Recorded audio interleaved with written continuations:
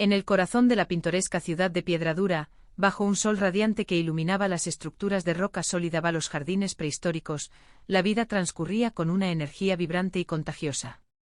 Pedro Picapiedra, un hombre de gran corazón y hombros anchos, se encontraba en su jardín disfrutando de una tarde de juegos con el pequeño y asombrosamente fuerte Bambam.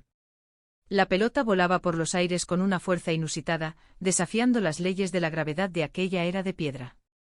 Pedro gritaba con entusiasmo al ver el tremendo batazo del niño, advirtiendo a su amigo Pablo que estuviera atento para atraparla.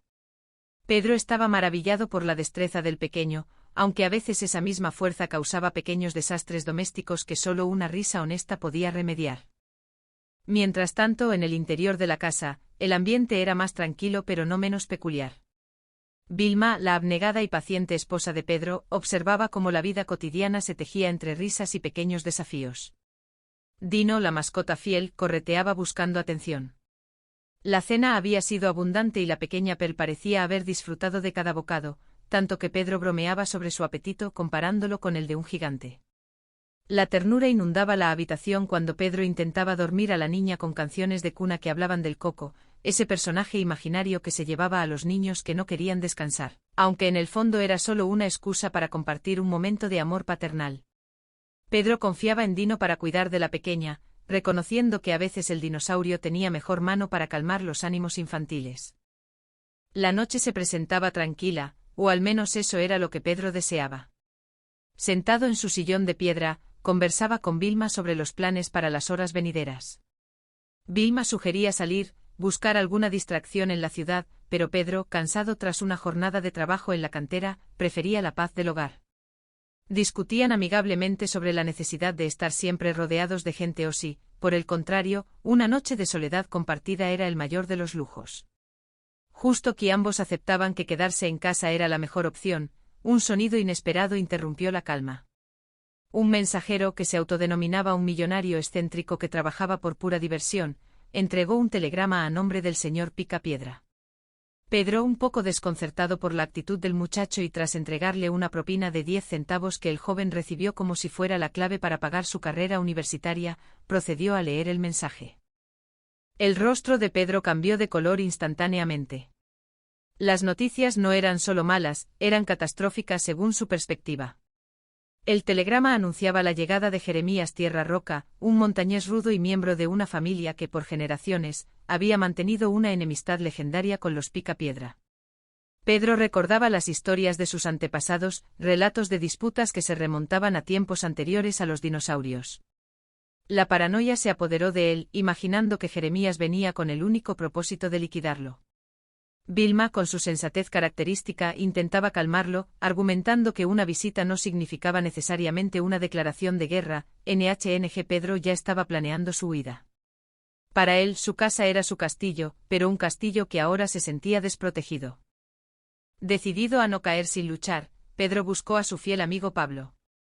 Necesitaba aliados para enfrentar lo que él consideraba una invasión inminente.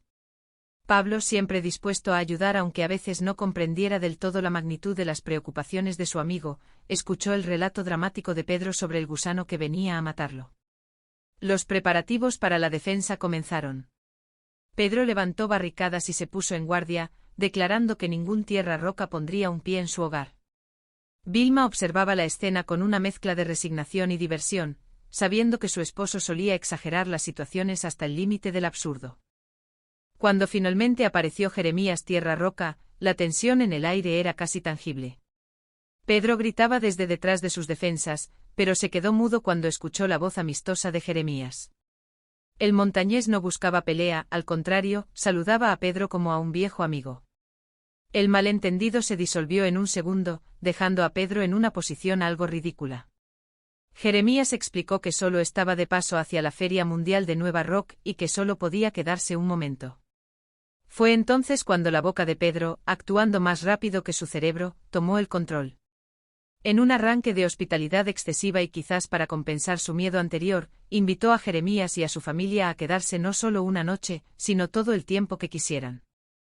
Los días siguientes fueron una prueba de fuego para la paciencia de los Picapiedra y sus vecinos.